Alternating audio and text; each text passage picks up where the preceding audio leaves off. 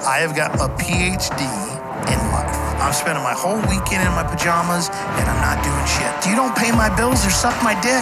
So what do I care what some random person on the internet thinks of me? A new year, new me. You gotta have some fun. God, Tim, everything you touch just is amazing. And I want to tell that person, no the fuck it's not.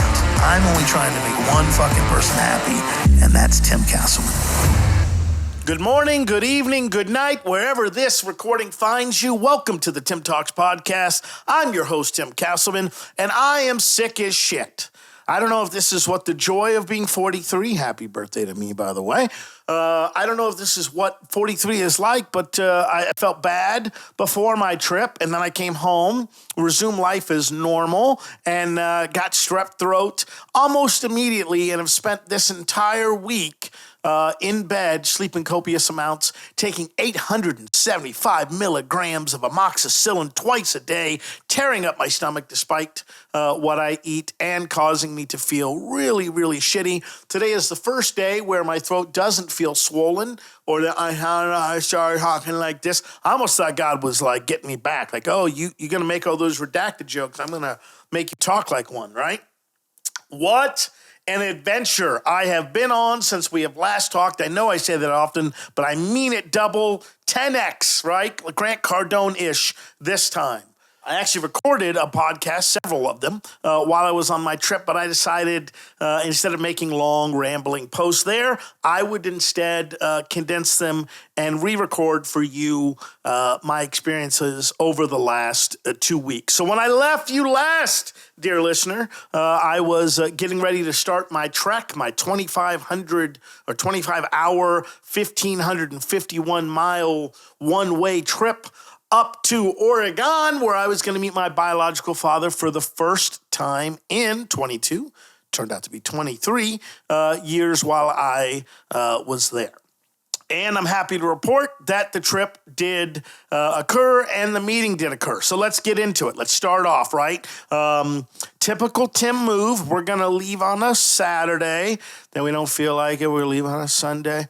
And then we'll get ready on a Monday, right? Because we're going to get up on Monday morning and hit the ground running. And then, some stuff had to get done and things like that. The shaggin wagon needed a little touch-up, needed some new boots, needed, a new battery, still has a water leak in it somewhere. The propane I let completely run out. I just basically rode her hard, put her away wet, as the rodeo riders like to talk about. And I can say rodeo riders because I've been to 2 rodeos now, so I feel like I'm part of that rodeo family and association.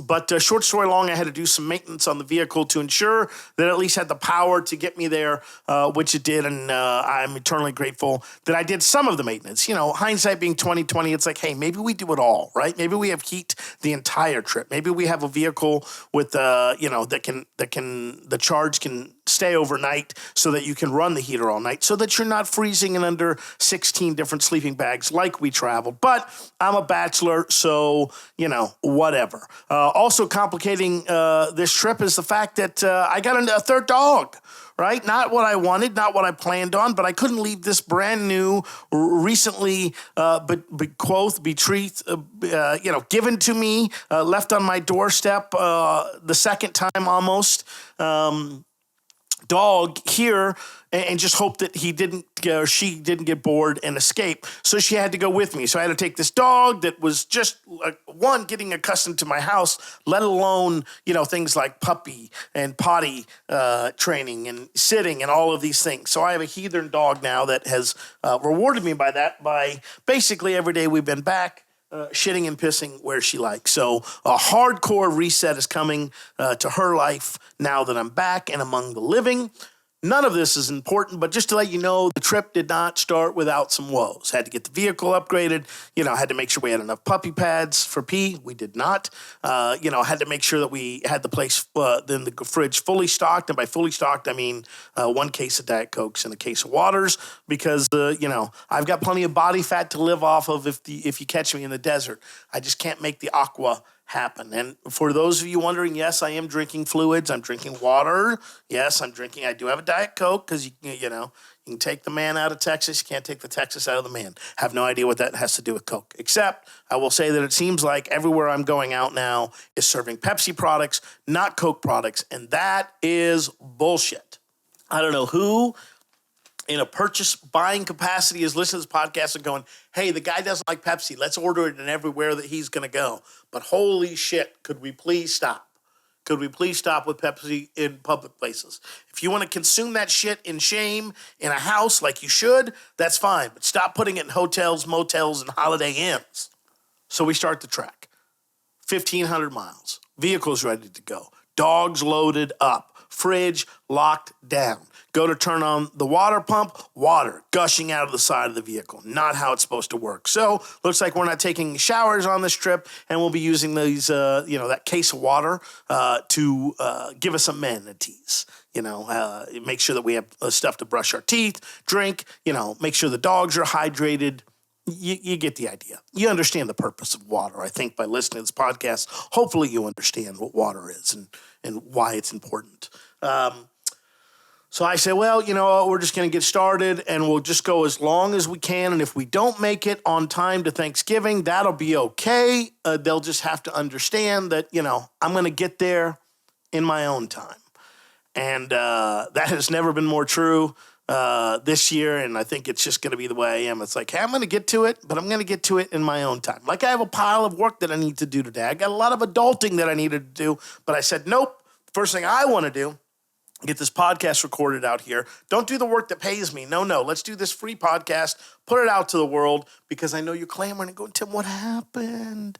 Tell me all about it. How was your visit? So start the day. We start driving, make it through New Mexico, touch Colorado for a nanosecond. Then we make it up to Idaho, right? Like Idaho. I'm to Idaho, right? Go through Utah. I went through there at night. I hear it's the most beautiful state in the U.S.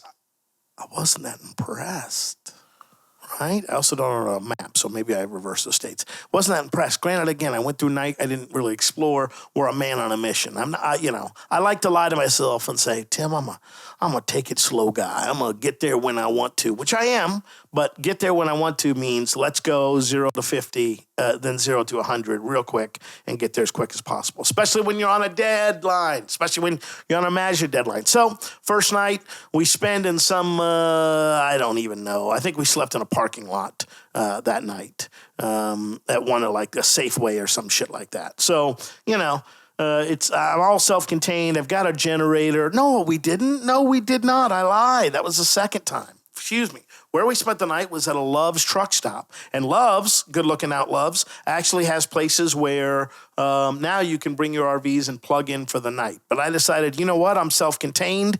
This bad boy's rocking, and I want to know where the flaws are. So we're just going to stay in our own vehicle, which was great until about 3 o'clock in the morning when the carbon monoxide / low battery detector started going off, basically telling me that there was something wrong. I did not have enough power to continue the heat source unless I wanted to kick on my generator, which I wanted to do, but because the battery was low, it was a cluster and a fuck all together. Luckily for me, I had 2 Sub-Zero sleeping bags, which I put over me and used the whole time regardless, right? So got cats and dogs. Don't even have a cat. Just imagine I threw one in there. Got dogs pissing everywhere, except the puppy pads. Got no heat in the vehicle. It's something that you ladies, would call luxurious, right? It's hobo camping at its finest, and I don't mind. I haven't really done this ever in my life. Why not? I'm not a tent guy. I didn't want to spend the money on a hotel because, what hotel is going to be like, yeah, you can bring your 2 dogs in and let them piss and shit everywhere. They're really well-behaved, and they will be well-behaved once they get more training. And that training, again, occurs soon as they are both passed out here in the office on the one piece of furniture they haven't pissed on. Every other piece of furniture is tilted up until we get, P-gate under control, as we like to say. So stop at the Love's parking lot, paying like this is the dad portion of it, right? Paying like $2 to $3 a gallon in gas. And, it's slowly going up. I think I filled up for like $2.65, $2.85 when I left. And then it was up in the threes and, we're almost touching fours, but so far we're okay. We're not looking at the pocket, book because we're trying to make a memory here. We're trying to make sure and ensure that we get things done and we get things taken care of how we want to and, just get up to Oregon as quickly as possible and as safely as possible. Vehicle's got plenty of power. I'm grateful for that. Got a place to sleep, lay my head, drink my cold Diet Cokes. I lied to myself and said, I'll cook while I'm on the road. And by cook, I mean microwave stuff. I didn't even do that. So the fact that I even had a fridge, it was awesome, but I don't even know if it was necessary. Like, I'm almost like, could I just get away with a van that just has a place for me to sleep? Get one of those cool little fridges that's in a cooler type thing if I wanted to keep something there? That's fine. We're going to let this happen. We're going to just let the dogs randomly bark like crazy. Who knows? Am I going to retreat down to van life? I don't think so. I've already invested time on this thing, so I need to, make sure that I keep it up, especially since it's my folks, and I don't want them coming back and be like, what happened to our thing that we let you borrow for this trip, and then you treated it like shit, literally? I digress. So I sleep, maybe 6-7 hours there. If you're having trouble sleeping, by the way, if you got an issue with insomnia, I highly recommend going on a trip where you're away from your computer, and most technology stuff. Your body starts to reset itself. It was amazing how when it was bedtime, and when it's time to wake up, it was time to wake up. And when we did wake up, day 2 of the trip, we had already done over half the amount of time on there, and we're freezing fucking cold, stepped down right into a puddle of piss. I'm just like, well, this is Feliz Navidad, as they say, not in the States, right? Feliz Navidad. So, day 2, we get up, we go, hey, chip in a chair, let's keep going. So we kept going and kept driving. I think this is the time we went through Utah, and then went through Idaho. Again, I'm not taking the time to stop and see. They look like some really cool places. I'm speeding, and I'm lying to myself. I'm saying self. Unlike every other trip we've taken, when we're done with this, what we're going to do is,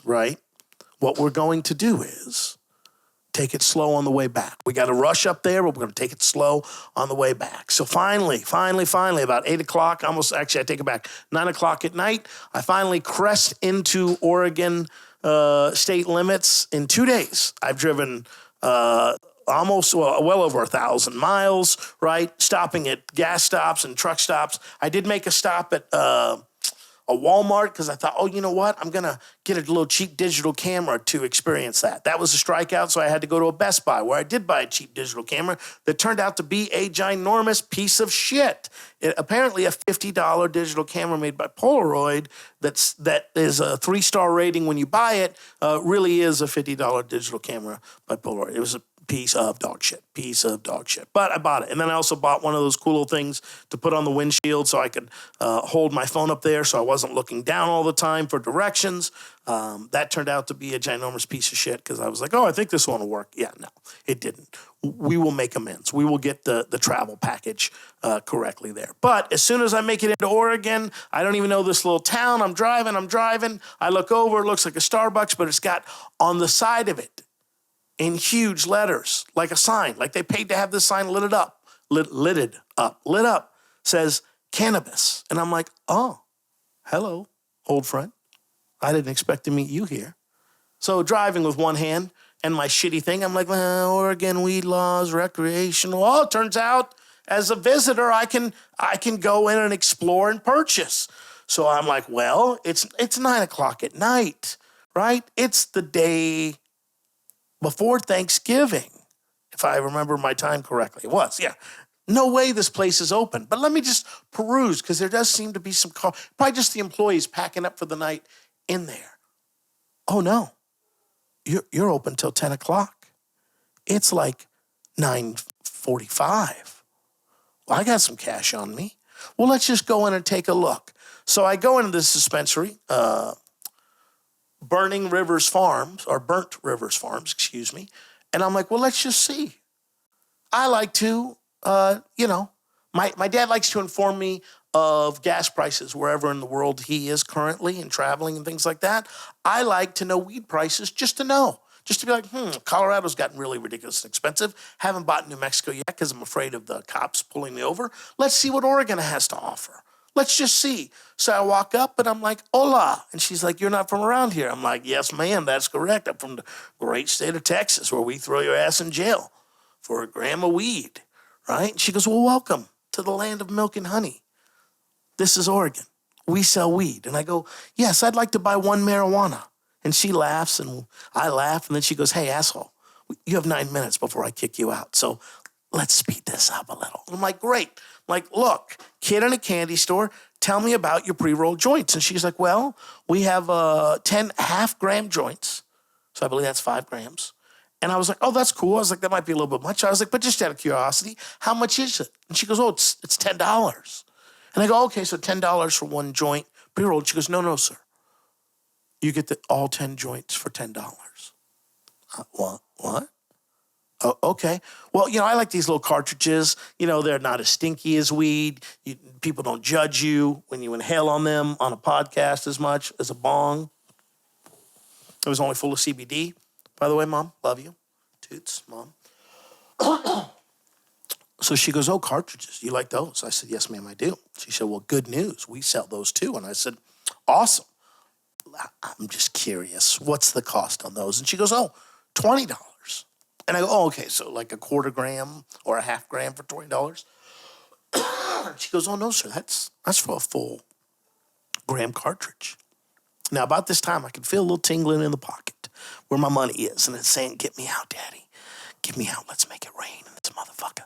Come on, let's do it. And I'm like, whoa, hold on.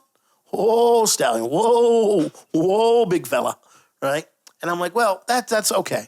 All right, so you have the cheapest pre-rolls I've ever seen in my entire life, and you have these cartridges for what seems like illegal prices. It's so cheap. I'm like, but edibles, right? Because I'm going to have to be real family. I don't know if I'm going to have a family reunion with my dad, and then the whole family. I don't know if I'm walking into a fucking Maury Povich episode.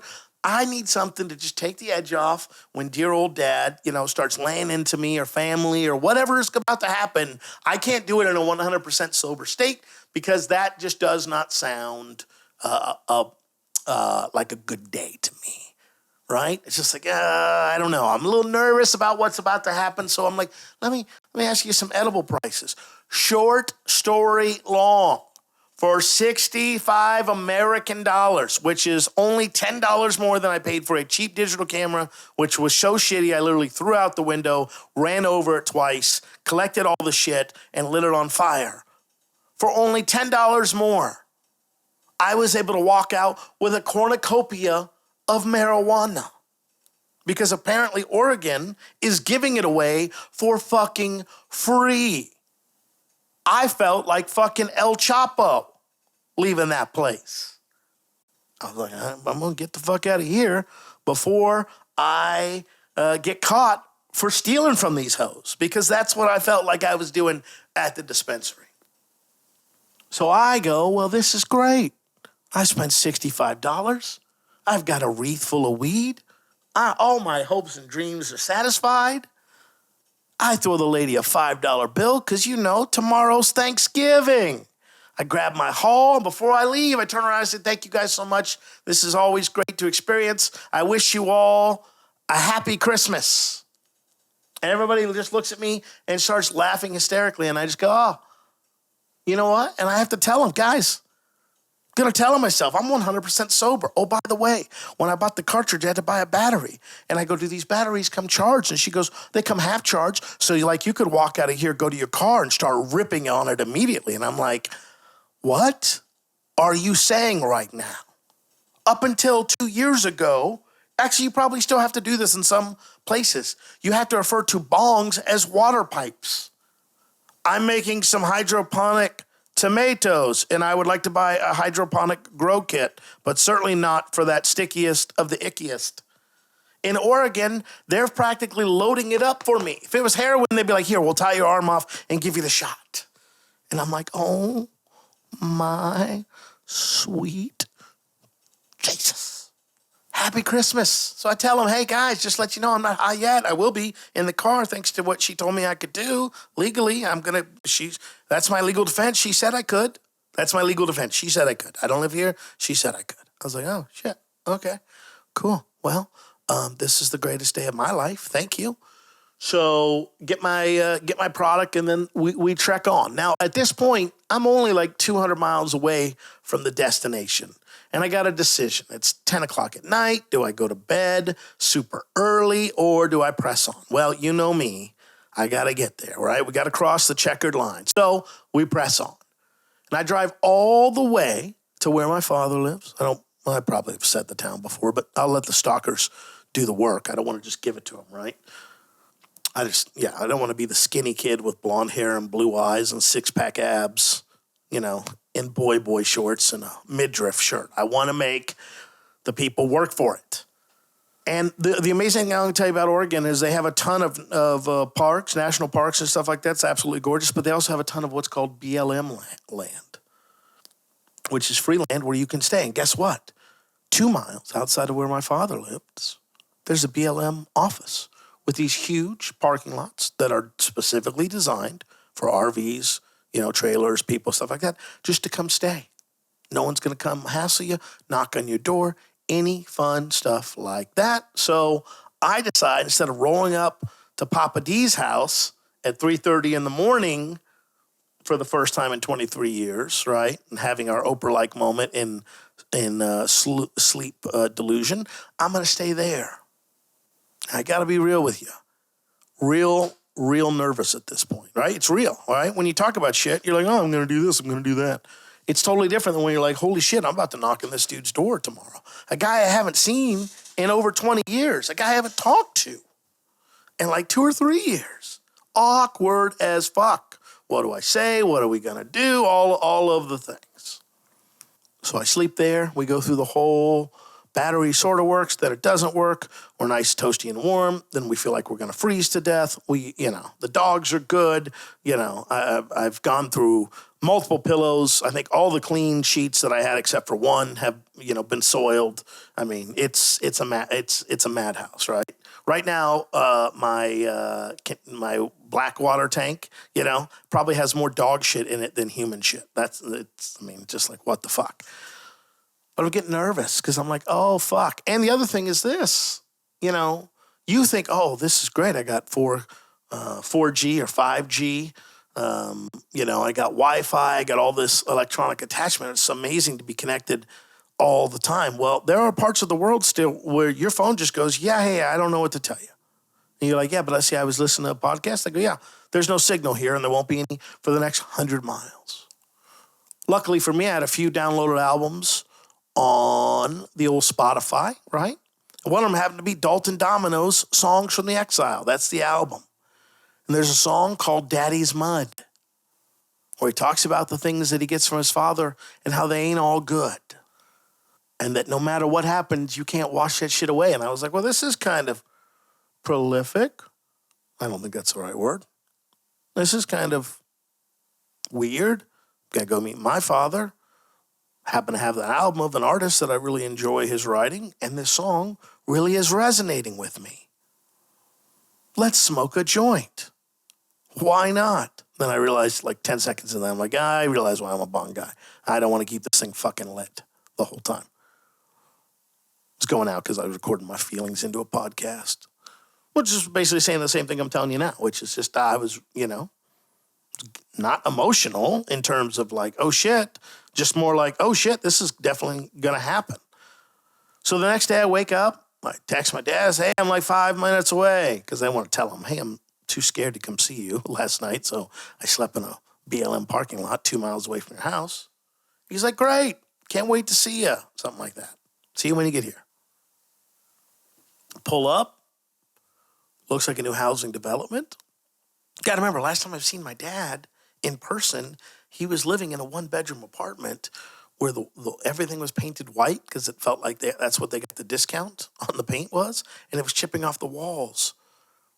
And when you like go to your grandmama's house and she's got the old sink that needs to be resealed and plastered and it was not These were not lifestyle of the rich and famous apartments. These were like, hey, I'm doing the best I can apartments.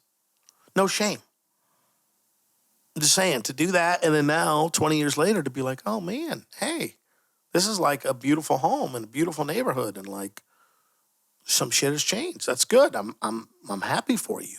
It's one less fear that I probably didn't even realize I had unconsciously that I need to worry about. So we stop, park close to the place, make sure the dogs have food and water, put down more puppy pads for them to ignore. And then I'm like, all right, well, we're going to do this. So what I do, I get out of the RV and I head there and I'm like, what? What am I going to say? Do I start off with a joke? Or is he going to cry? Am I going to cry? Are we going to have just like a uncomfortable silence? What is it? So I do the old knockety knock. Door opens. There's my dad. Not the man I remember as my dad. A much older version of him now, 76. Seems to be a little skinnier. Good thing. Seems to be a little frailer. Not so good, not so sure about that. But here it is. And isn't it a little awkward? Like, again, what do you say? So I hit him with the tried and true line, which is, hey, do you got any leftover Halloween candy? And he goes, as a matter of fact, I do. You want to come in and have some? Yes, I do. And then I step over the threshold like a new married couple. Then I hug my father for the first time in 2 decades. And there were tears and cries and sobs as we held each other. No, we're fucking men. We repress that shit like men do. We don't allow ourselves to have feelings, especially his generation. So we just hug, right? And while we're hugged, I did get the extra squeeze, and I was like, oh, there it is. There it is. Oh, yeah. There's the love and affection my father was probably taught by his father to show. Can't say I love you, can't get all mushy, certainly not going to cry and all that. Oh, no. Instead, just a deep, tight hug. And I'll take it. So then, immediately upon coming in, do you need something to drink? How you doing? Let me give you the grand tour of the house. 3-bedroom, split level, 2-bathroom, garage. And I'm getting a glimpse into what could be my future as a 76-year-old single man. He's got all his work stuff out from his, when he used to work, and all his military stuff out. He shows me his closets that have over 300 shirts and apparently 2 pairs of pants and like 1 pair of shorts. So I understand where I get that from. A lot of things are clicking. A lot of things are going off in the head. I'm not saying anything publicly, but privately, I'm like, this is starting to make some sense. I'm starting to understand here a little bit more about me. Is it nature? Is it nurture? I don't know. I mean, if I haven't seen a dude in 20 years and we're similar in several levels, is that DNA that got, when he shot up the club inside my mom, right? Which we'll get to that in a minute. Did this just come in the DNA package that got installed, or is it something that I learned? I saw, I observed. Who knows? Who could tell you? I can't. But he showed me his shirts. He showed me his quilt collection, right? He showed me his military coins. Talked about his time in the Navy as a civil service guy. Beaming with pride. Showed me his grill, showed me everything. Then we go out to the garage. Now, for most of my childhood, my dad lived in a single 1-bedroom apartment. In that bedroom apartment was where I slept. And at the base of my bed was a huge raised platform with a full city on it for a train set. That's how into trains my dad was, right? When we're into something, we're fucking into something. Well, I walk out to the garage and instantly am transported back into time because I'm in a fucking hangar. Because we have remote control airplanes all over the place.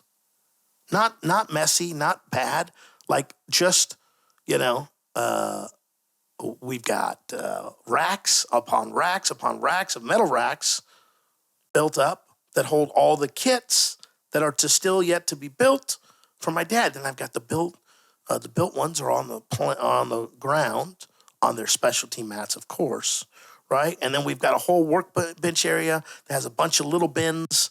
You know, when you go to like Home Depot and they're like, oh, you need this fucking screw with that. Go to here and go, 6 hours in, 4 things up. Yeah, well, that's what my dad's got for all the remote control parts that he has for these planes. That's how hardcore this man is into it. He has a van that he drives that has egg crates in the back for the planes that he takes out and flies. He's into fucking planes, ladies and gentlemen. Into it so much that, again, he's transformed his garage into a hangar.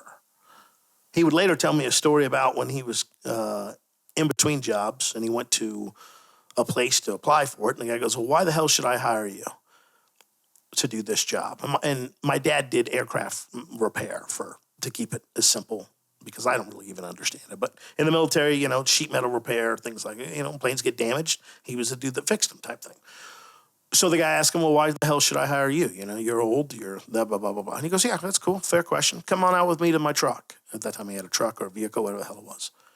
And he opens up the back, and there's my dad's tools. And he opens up all the tool sections, and they're just full of tools to work on planes. Every piece, part, gadget that you could imagine, he had it. Closes it all up. Guy picks up the phone and goes, yeah, hey, Charlie's going to come work for you starting on Monday. End the conversation. So, like, you mean when I get into, like, computers and you feel like I need 7 of them? Or when I'm into cameras and I can't stop buying equipment despite the fact that I have way more than I ever need and could professionally use? You mean like that? Nature, nurture. Who knows? So then he tells me, well, hey, I got lunch and dinner taken care of. Luckily, he didn't say luckily. This is me, my commentary. He's like, hey, the family's out of town, like my brothers and sisters and their kids and all that. They're all out of town for the holiday, so it's just going to be me, you, and my brother Jim.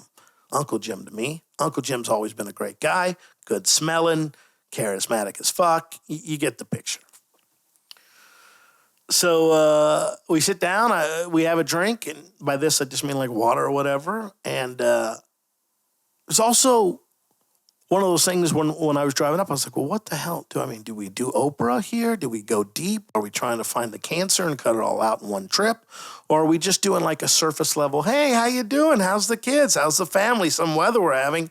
These gas prices ain't shit at the commercial, What is it that we're doing? Are we going to major in minor things? Or are we going to major in major things? So I asked him. This is the only thing that I pointedly asked him the whole time. I said, hey, Dad, I'm just curious. How'd you and my mom meet? Because I want to know how this dysfunction junction comes together. Right? How my dad's temper and my mom's temper. My dad's all in this on stuff, and, my mom's been like, how did this vial of poison get combined to make me? My commentary, again, comedy podcast, here to make you joke and laugh. And I'll be like all super serious. And then my dad proceeds to tell me a wild story. One that seemed like a trend. He liked going to the country and western bars. He liked sitting up at the bar, having himself a drink or two, and looking around them pretty ladies. And then when he saw a pretty lady, he'd walk up to her and say, do you want to dance? So that's what he does. He sees my mama, and he goes, hey, pretty lady, I've been sitting over there drinking at the bar, and I notice you. Would you like to have a dance? And she goes, would I? I'd be so ever honored. Thank you. Here's my handkerchief, is how I would like to imagine it. What actually happens is she goes, yes, I would. They get on the dance floor, and my mom takes 2 grabs like she's stealing them of his ass, a.k.a. the Christmas hams, pulls him close to her and says, hey, cowboy, you need to put up or shut up. My vehicle is right over there. This is the first time they're meeting. I don't know what the time frame is. I'll be generous and say that unlike a stripper, Mom had a 3-song limit. They weren't just like, you'll be loving. All right, let's do it, right? I mean, there were 3 songs that went through. But she basically said, hey, nut up or shut up. And my dad rose to the occasion. Amen, amen, amen. High five, high five. Yep, he did. Yep, he did. My mom turns around and says, hey, dog face. I don't know who her friend was, but I would like to apologize to said friend. The fact that she would call you a dog face, what the fuck? I got to find out who that is, but whoever you are, on behalf of my family and my family's family, we apologize. Calling someone dog face. Anyway, and that's how it started. And that's the only question I really asked him pointedly. Because it occurred to me very quickly upon seeing him and even our brief interaction around the tour that this was a different man. And I don't mean different in the way that I feel that I've been different than the past 5 years. I mean different in the way that life had moved on. Almost 25 years. And once what I saw was a young, vibrant man full of energy and anger and, a man I'd be physically afraid of. Now here's an old man, frail, alone, with no apparent anger. And I just felt like it was best to move forward. Now, I'm not saying we won't ever have those conversations, but it just didn't make sense to have them this time and this trip. I wanted to lay a little bit of a foundation, let it set for a while, a little bit, before we start, excavating around. You use the analogies, you know what the fuck I mean. So I asked him about his work, his time in the Navy, as a civil service. Asked him about like an ex-girlfriend of his that I knew about. Family members, one of which I may have to legit hire a private detective to find because she hasn't been seen in like 10 years. And I'm like, I don't think I'm going to be able to live with that. And we just caught up. Surface level conversation. A little bit of probing about the past that we knew about, my exes, things of that nature. It wasn't long before dinner was served. We had to make it. Of course, it's Thanksgiving, so you do what you do in every Thanksgiving. You have steaks and mushrooms. I'm not even a mushroom guy. But with the girl I'm seeing and my dad, I'm getting inundated with them, and it's okay. They're like not that terrible, right? So he makes this and the mushrooms and some chili paste sauce that looks like you have to go to the mainland in order to get, or the homeland, right? You either went into like an Asian spice shop to get this, or back when you were over in Vietnam, you picked this bottle up and were like, I'm going to save this for a special occasion. So he makes these humongous, amazing steaks for us with all the mushrooms in the world.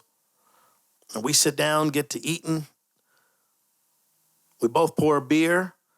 And it's the first beer I've had with my dad. I wanted to make more of a deal of it. I didn't. I should have got a photo of us with, with us having the beer together. Because to me, I don't know. It's a monumental thing. It's like, hey, it's the first beer I've had with my dad as a legal adult.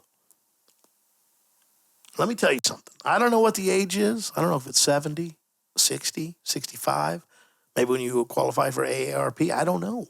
But what I do know is there is an age, or as a man, maybe as a woman, I don't know, I haven't been around too many of this age, where your body just emits gas at all time. You're either burping or you're farting, and it's happening so often that you're not even apologizing for it. I mean, if you're nice, you'll acknowledge it, the first few. But once those cannons get to firing and you start sounding like a damn duck caller every time you walk, you just give up apologizing, and you just realize that little poot-poot's what keeps me going. So that happens. We talk to Jim a little bit. It's surface level stuff. My Uncle Jim goes through a bottle of wine, and then, this is probably as deep as we got the entire time, especially with his generation, He was like, hey, Charlie, you got anything that you got any regrets? And he's like, oh, I have tons. I'm like, I feel that. I feel you, Dad. Guys that are like, live with no regrets. That's fucking a fantasy. I think we all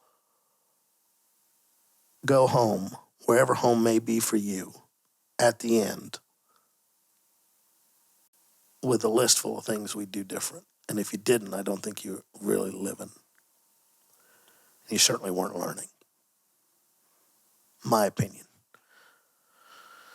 So, he goes, you got any big regrets? And he's like, yeah, I kind of wish I wasn't as big of a hard ass as I was for so many years. My Uncle Jim goes, yeah, me too. And that was it. Now, I've talked to my therapist about an imaginary time. My dad and I were supposed to meet years ago. Then he canceled on me because he had to work. And I was kind of like, well, I mean, I get that work is important, but holy shit, Dad. This is the first time I've seen you. And like at that time, I think it would have been 15 years. And you tell me work is more important than meeting with me? And then what would be awkward is the next time he talked to me, he's like, well, I know I didn't make that, but I'll make the next one, come hell or high water. And it's like, well, wait a minute.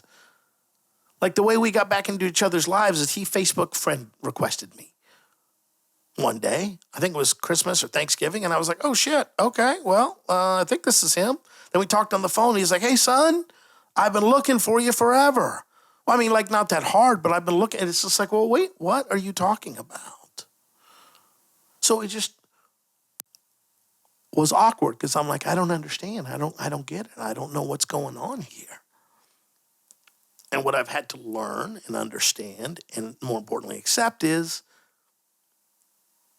I feel in my generation, therapy and mental health negative stigma started to change. Like in a friend group, I can now be like, yeah, man, I go to therapy and not be like, all right, get the fuck away from that dude. But I still have friends that go, oh, that guy killed himself. Yeah, he's a fucking coward. You're like, you know nothing about this person.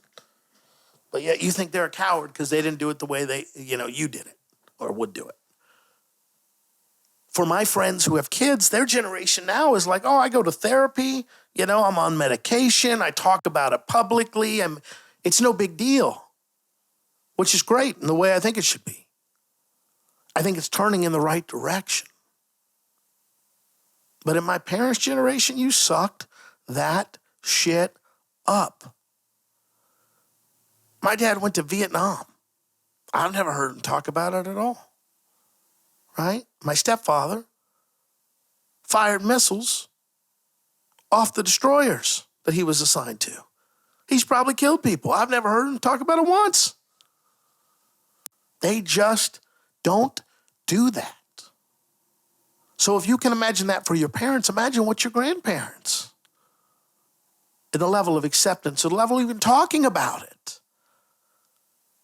So when two, 70-year-old, almost 80-year-old folks say, oh yeah, I got regrets. I got plenty of them. Wish I wasn't such a hard ass. That's about as much movement as you're going to get. And I've used this analogy before, and I'm only going to keep using it because I don't know, it just feels right until I find a better one. My dad and my parents are trees. They're not getting dug up and moved like a plant. They don't have the ability to grow 1,600 feet, like ivy or, I don't know. I'm not a botanist. I'm just saying, they're stuck in their fucking ways, all right? That's what they are. What they are is what they are. Now, I could try to move this tree, shape this tree, try to turn this tree into a fern, but they're not ferns, they're trees. It's so confusing. I got to find a better analogy. Somebody help me out. So any premeditated thoughts of, we're going to have this deep Oprah, Dr. Phil type talk, I don't think that's ever going to come because I'm malleable and my dad isn't. And I don't mean that negatively towards him. It just is what it is. Again, like it's uncommon for him to talk about that stuff. I don't know if he has the mental capacity. And I don't mean that as a slight or that he's slow. I'm just saying, like, I just don't know if he has the emotional bandwidth to do that. And you know what? That's okay. almost 25 years have passed. Yes, I would like things to have gone different.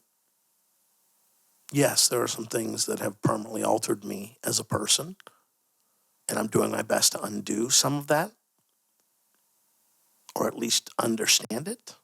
Because I don't think you undo it. I think you just understand it. And you get more tools to kind of deal with it when it pops up. But, yeah. I just kind of let it go. 76-year-old man, frail, because he's 76, right? Capacity slipping a little bit. Like, I don't know if it's just being old when you tell the same stories over and over with no recollection or a little recollection that you might have said it before. I mean, we'd sit there with his arms like super crossed, like his hands in his armpits. And I'm like, Dad, what are you doing? He's like, oh, my hands, they're cold. They're always cold now.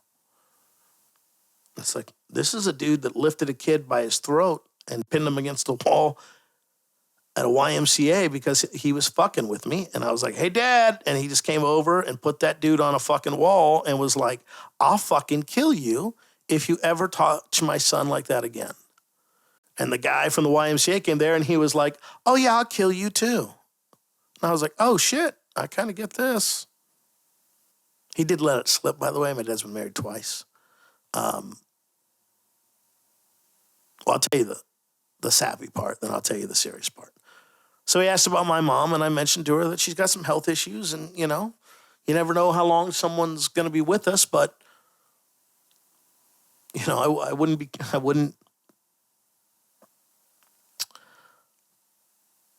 doing a 10-year plan, which I hope I'm fucking wrong on that, because when that woman goes, I'm going to be devastated, despite all the gifts that she's given me. I literally have an automatic feeder and security camera set up just specifically so I can check on them while I'm gone.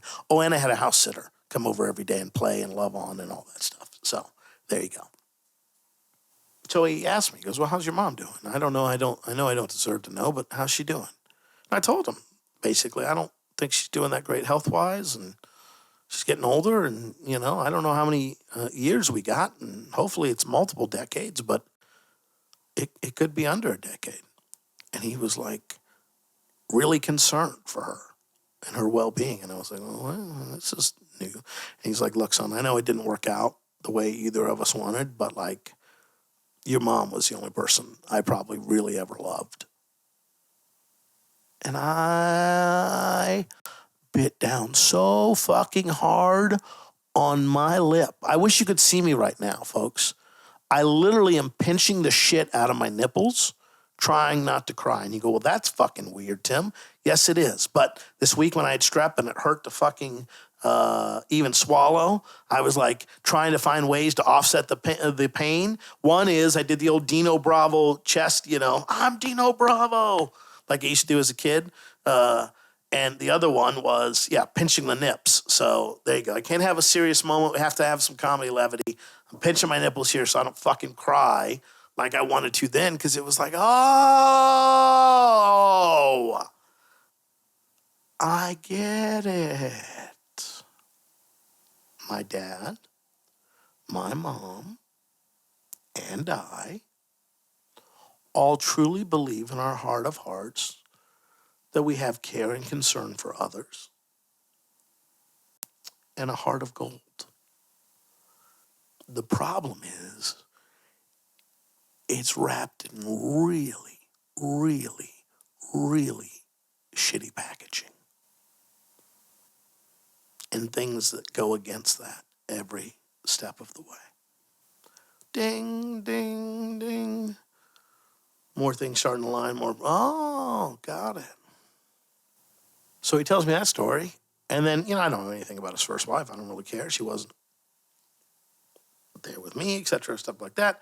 I think he might have even been talking to his brother when he was talking about this. But he was like, after my ex-wife and I my first ex-wife and I got divorced, she tried to move back in around the neighborhood with her new boyfriend. And I was like, oh, that's interesting. And he goes, yeah, so I had this house in Escondido, and she moved like 2 blocks away from me until I ran her out of town. And I was like, what? He goes, yeah. He goes, she ain't living in Escondido. And I was like, oh, really? I was like, well, how'd you run out of town? He's like, with the 357. I was like, oh, other part of my personality. I'm starting to see. Is it nature? Is it nurture? What's going on here? I don't know. But light bulbs are going off again. And I'm starting to think, wait a minute. Wait a damn minute here. This seems familiar. So that night I go out, retire to the RV so I can hang with the puppies, clean up their piles of, whatever they've left, whatever presents they've left me, I'm there. Occurs to me very quickly that I will be buying a steam cleaner, which I have, because even though it's a small strip of carpet, it was well used by the animals, despite trying to do everything I could to prevent that. But, it is what it is. Oh, by the way, the biggest dog lover or biggest pet lover, my dad. Every day he's like, hey, we got to get those dogs out of there and let them walk around for a little bit. Okay, Dad. I didn't really want to. One, at the risk of running off. And two, Trixie's not fully immunized. So I'm just real curious. Luckily, Oregon doesn't have the parvo problem that Texas does. I checked. And we minimize the exposure as much as possible. So don't come after me, PETA. So that was day 1. Then day 2, we get up. He goes, you want some breakfast? I said, yeah, let's do it. What do you want to make? He goes, oh, no, I go to places for breakfast. So he takes me to his little diner that he likes to go to. Kind of a trip, by the way, because most of these places have slot machines, which Oregon has called part of the lottery there. And because they can't have kids, which is perfectly fine in there, not like I mind that, but it's just a diner. They got 6 things on the menu type deal, and it's where old people go to eat every day. And that's where we went. And those people are fucking saints. Because for many of the clientele there, if they're like my dad, this is the only point of contact they have with the outside world. These are the only people they have to talk to, check on them, banter back and forth, et cetera, et cetera. So we have breakfast there, meet the local waitress that he, hits on / insults. I'm just like, okay, great. He tells me all about this James Dean poster that he wants to buy off the owner. The owner won't sell him. So, of course, I'm on Amazon, right? I've already added gloves and a heated jacket for him. But now we're going to add a James Dean poster. Same one that he's talking about there. And yeah, we do a little bit of driving around the town. We find out that Facebook is up there. That's where one of their big server sites are. Nothing on the buildings, by the way, letting you know it's Facebook. Military, gates, and styles of interest, so the government must be doing some fun stuff up there as well. But it's not like, their main complex. We're like, this is Facebook. It's like, this is nobody. You should go the fuck away. It's kind of the vibe I got from that. If you shouldn't be here, you should go the fuck away. It's like, okay. Interesting. So we're going around town, right? He's introducing me to people. We go buy some groceries. We get like 2 things in the cart. He goes, son, we have to put this stuff back. I've got to shit. I was like, well, Dad, they got a restroom here. And he goes, uh-huh. I don't shit in a restroom that's not in my house. I was like, well, that's an interesting policy to have. But you know what? I'm just here visiting, so we'll go with you. So we run the shit back and then, go do what we need to do. And yeah. And we have a good time, right? I fall very quickly into the old man's schedule. We search for news. Between news, we search the weather. Between all of that, we look at Facebook and social media. Everything in the house has a particular spot and a place. All doors must be locked at all times. Just old people stuff. We talk a little bit about life, just, again, surface surface level stuff, more about learning about, him and different things like that. Nothing crazy. And then day 3, it's like, okay, well, it's like Groundhog Day. We repeat that, which is fine. I don't mind. But we start getting word that there might be some bad weather coming. And that if it is, that once it starts, it's probably not going to stop. And this is the start of the snow season. And, basically, again, once it starts, it's like, well, now it's going to continue snowing. Now, I'm from West Texas, originally from San Diego. Don't have a ton of snow driving experience. Don't really want to get it right now. Not saying that I won't sometime, but I don't want to do this right now. So I'm like, okay, well, hey, possibly got to start looking to leave. This is like a Saturday, this Friday, maybe Sunday before the storm happens. We'll leave. It's good. It's a good amount of time. I've been there several days. We have talked, bonded, but, we're both single dudes that probably like our own space. So he's probably like, man, I'm loving this, but also, I'd like to go back to being an old man and sitting on the couch, flipping through the channels going, why is there no fucking news here? Don't know why we can't program the channels, but we can't. So, is what it is. Sounds good. We go to, the town has a, parade, Christmas parade, where all the local businesses are in and stuff like that. We meet up at the Elks Lodge, because why don't you? It's cheap drinks. Then we walk to the parade. Now, my dad has changed out jackets. He's in like a super heavy duty, what I would consider like a snow jacket with a hoodie and all that stuff. And we're watching the parade, and it's a good time because it's a small town in USA, and it's good, and it's this, and it's that. And then about 30 minutes in, he goes, hey, I don't want to be mean, but I'm cold, like really cold. And I'm not having a good time, and I'd like to leave. And I'm like, yeah, absolutely, cool. So we tell the brother, hey, we're out. And then that's when I'm like, that's when I add the gloves and the heated jacket to the old Amazon thing. Because I go, my dad ain't going to be cold. And that's really wild. It's almost like I immediately went into caretaker mode, and like the rest of the shit was forgotten or forgiven, or not forgotten, but forgiven or not as big of a deal. Immediately was like, I need to make sure that this guy's okay. I don't want my dad with his hands underneath his armpits 20 hours a day. I don't want him cold in his own house or when he's out in public. I don't want that. So we have a great visit. We don't go too deep.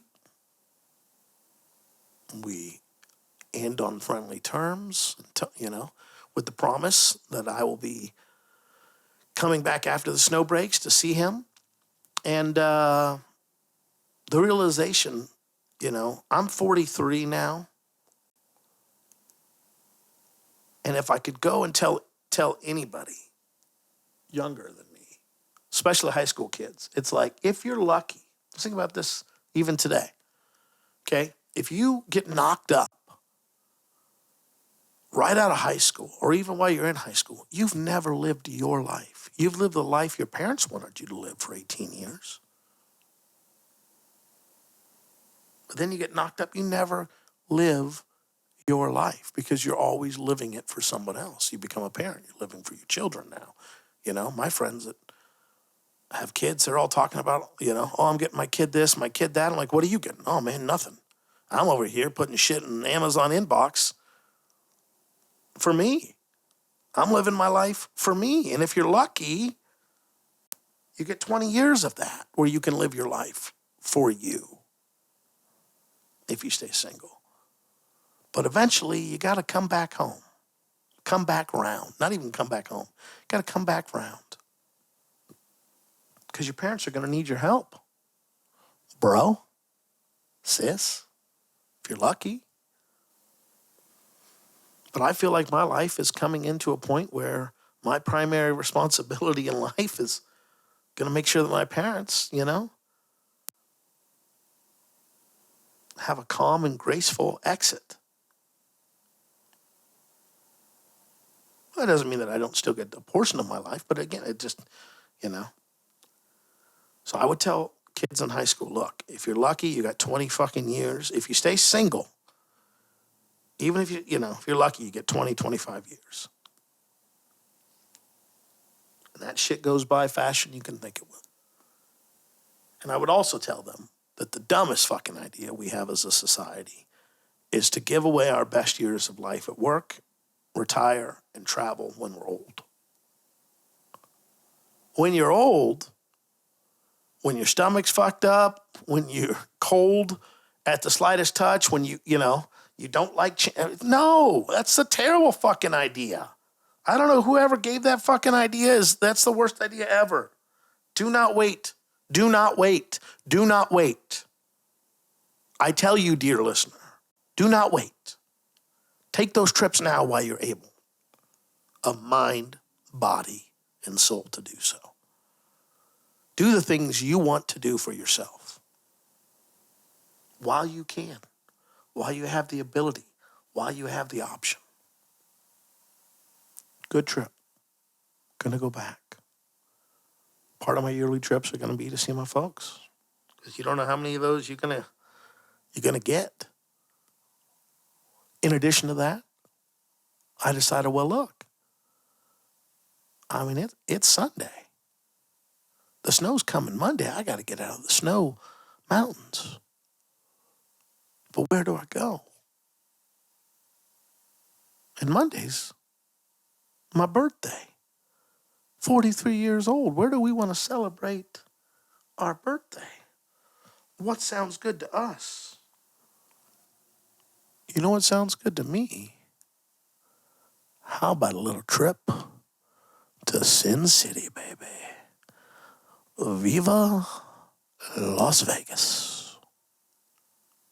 And that, dear listener, is where we'll pick up the next time we talk. I am so grateful and thankful that this trip went the way I hoped that it would. I am not foolish enough to recognize that this is how it happens for everybody.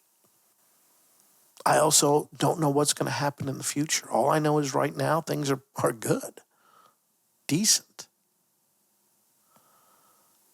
My dad got his gloves, which he wears every day, and he got his jacket today. And I'll be honest, that brings me more joy than anything has in a while. Just to know that it's okay, he's okay. He's good. He's got this stuff now. Problem, solution. Problem, solution. If you got something going on and you feel like some time has passed, or you feel like maybe I just make this one more attempt, I would strongly encourage you from the bottom of my heart for you to give it a shot. I can't promise you it's going to go good, bad, or different. I don't know. But what I do know is at the end of it, you'll have an answer. You see, if on my trip up there, my dad was like, hey, son, listen, blah, blah, blah, excuse. I can't make it. This isn't a good idea. Let's not do it. Let's reschedule. And it wasn't a legit reason. Which at this point would have had to have been his personal health being horrible. If I got a text, hey, son, I'm getting ready to go in the hospital, had a mass, I would still be there. Anyway, if for some reason he had blown this trip off and said, hey, no, let's not do this, I had my answer then. And I could die, ironically, without the regret of, well, maybe one more shot. And there might be some of you out there that are scorekeepers that are like, you don't understand, last time, blah, blah, blah, blah, blah. And then this happened, and then that happened, and then this and that, You keep that score. And I guess with your last breath, you can be like, I was right. 54, 53, motherfucker, I win. Or you can ignore all that and say, hey, this is what my heart wants. This is what my heart needs. So next time I'll tell you about my fun times in Sin City. a $90 oopsie, a quick trip to the Grand Canyon, where I got to meet their amazing medical staff upon arrival almost, and the road back home. Thank you as always for listening. Be sure to rate, review, subscribe wherever podcast you listen to this. I don't know, it's supposed to do something for the algorithm. We have, I keep mentioning it. I just said, fuck it, I'm not waiting till the end of the year. We are releasing these now on Tuesdays instead of Thursdays. Just feel earlier in the week, you get more time to consume it, help you get through the workday and all that shit. Most of the podcasts I try to make humorous and not so serious, but this is really around my life and what I'm going through in life and business. Man, I got so much to talk about business-wise. It's just frustrating the shit out of me right now. And I'll do it on a future episode of Tip Talks. Until then, be well. I'll see you in 2 and 2. I think that's what Chuck Willery used to say.